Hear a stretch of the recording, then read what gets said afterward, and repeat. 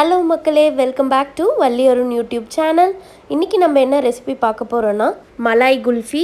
வீட்டில் இருக்க சிம்பிளான இன்க்ரீடியன்ட் வச்சு எப்படி செய்யலான்னு பார்க்கலாம் வாங்க. 1/2 லிட்டர் மில்க் எடுத்துக்கோங்க. நீங்கள் பேக்கெட் பால் இல்லை பஃபலோ மில்க் எது வேணாலும் எடுத்துக்கலாம். நான் வந்து பேக்கெட் பால் தான் யூஸ் பண்ணியிருக்கேன். பால் காயட்டும். நம்ம சைமல்டேனியஸாக ஒரு ஜார் எடுத்து 2 ஏலக்காய் ஆட் பண்ணிக்கோங்க. 3/4 கப் வந்து சுகர் ஆட் பண்ணிக்கோங்க. இப்போ இதை ரெண்டையும் நல்லா ஃபைன் பவுடராக அரைச்சி எடுத்துக்கோங்க. பால் வந்து நல்லா ஸ்லோ ஃப்ளேம்லேயே குக் ஆகட்டும். மீன்வைல் நம்ம வந்து 2 ஸ்பூன் கேஷ்யூ நட் எடுத்துக்கோங்க. 9 பாதாம், 6 பிஸ்தா போட்டுக்கோங்க.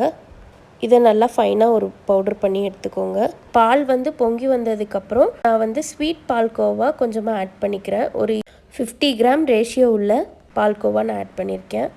இந்த ஸ்வீட் கோவா வந்து நல்லா மெல்ட் ஆகணும். ஸோ அது வரைக்கும் நல்லா ஸ்பேச்சுலா வச்சு மிக்ஸ் பண்ணிக்கோங்க. இந்த பாலை நல்லா அடிப்பிடிக்காத மாதிரி கொதிக்க விடணும்.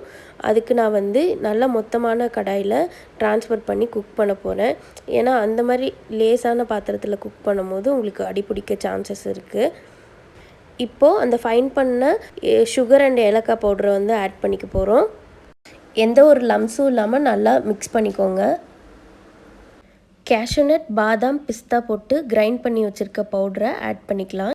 நல்லா மிக்ஸ் பண்ணிக்கோங்க. மேக் ஷுவர் எந்த காரணத்து கொண்டும் பால் வந்து அடி பிடிக்காமல் பார்த்துக்கோங்க. அடி பிடிச்சதுன்னா லைட்டாக அந்த ஸ்மெல் இருந்தால் கூட இந்த குல்ஃபி ரெசிபி ஸ்பாயில் ஆகிடும். ஸோ அதனால் கேர்ஃபுல்லாக கிண்டிகிட்டே இருங்க. இந்த ஸ்டேஜில் குங்குமப்பூ ஆட் பண்ணிக்கோங்க. என்கிட்ட கொஞ்சமாக தான் இருந்தது, அதனால தான் நான் கொஞ்சமாக ஆட் பண்ணியிருக்கேன். உங்ககிட்ட இருந்ததுன்னா நல்லா தாராளமாக ஆட் பண்ணிங்கன்னா இந்த குல்ஃபி வந்து நல்லா எல்லோ கலரில் டர்ன் ஆகி சூப்பராக இருக்கும். நம்ம என்ன தான் கடையில் வாங்கி சாப்பிட்டாலும் உங்களுக்கு பிடிச்ச பர்சனுக்கு நீங்கள் குக் பண்ணி கொடுத்தா அது ஒரு தனி ஸ்பெஷல் தான். நான் வந்து இதை என் ஹஸ்பண்ட்காக ப்ரிப்பேர் பண்ணித்தரேன். அவருக்கு குல்ஃபின்னா ரொம்ப பிடிக்கும். இந்த சைடில் ஃபார்ம் ஆகிற லேயர்லாம் நல்லா எடுத்து விடுங்க.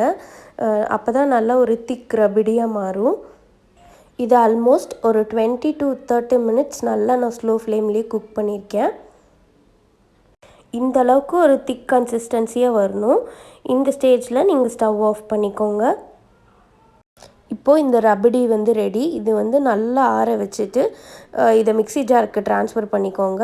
இதை நம்ம இப்போது நல்லா ஒரு ஃபைன் பேஸ்ட்டாக அரைச்சிக்க போகிறோம். இப்போ இதை ஒரு கப்புக்கு ட்ரான்ஸ்ஃபர் பண்ணி வச்சுக்கோங்க. நான் வந்து ஃபைனாக பாதாம், பிஸ்தா, கேஷ்யூ நட் வந்து கட் பண்ணி வச்சுருக்கேன். அதை இப்போ ஆட் பண்ணிக்கிறேன். லிட்டு போட்டு க்ளோஸ் பண்ணி 4 hours வந்து ஃப்ரீசரில் வச்சு எடுத்துக்கோங்க. இப்போ 4 hours கழித்து பார்க்கலாம். இப்போது இதை ஒரு கிளாஸ் பவுலுக்கு ட்ரான்ஸ்ஃபர் பண்ணுறேன். மேலே நல்லா இருந்துச்சு, ஆனால் உள்ளே கொஞ்சம் வாட்டரியாக இருக்க மாதிரி ஃபீல் ஆச்சு. அகெயின் ஒரு 4 hours வந்து ஃபாயில் பேப்பர் போட்டு க்ளோஸ் பண்ணி ஃப்ரீசரில் வச்சு எடுத்தாச்சு. என்கிட்ட குல்ஃபி மோடு இல்லை, அதனால் டம்ளர்லேயும் கொஞ்சம் ஆட் பண்ணி ஃப்ரீஸ் பண்ணி எடுத்துக்கிட்டேன். இப்போது வாட்டர் வச்சு டிமோல்ட் பண்ணலாம். இந்த சம்மருக்கு ஒரு ஆப்டான ரெசிபி இது. அழகாக டிமோல்ட் ஆகி வந்துருச்சு. பார்க்கவே யம்மியாக கலர்ஃபுல்லாக இருக்குல்ல. கண்டிப்பாக நீங்களும் இந்த ரெசிபியை ட்ரை பண்ணி என்ஜாய் பண்ணுங்கள். உங்களோட வேல்யூபிள் டைமில் என்னோட வீடியோ பார்த்ததுக்கு ரொம்ப நன்றி.